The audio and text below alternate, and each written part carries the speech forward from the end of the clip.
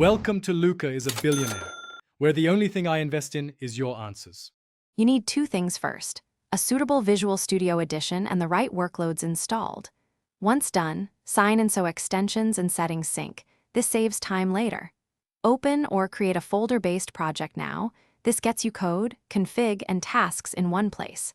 If you plan to track changes, initialize Git here. The built-in source control will appear. Make sure to choose the workload matching your language so compilation and debugging work immediately. Now configure your workspace. Set the startup project, target framework, and debug versus release build. Once configured, write code using IntelliSense and Snippets to reduce typos, refactor with rename and extract to keep clarity. Make frequent builds to catch errors early. Build output shows missing references or compiler hints. When you hit tricky logic, add breakpoints, inspect variables in watch and locals, and step through line by line to understand state changes and fix bugs efficiently. Finish by running unit tests and manual checks. Validate edge cases so behavior matches expectations.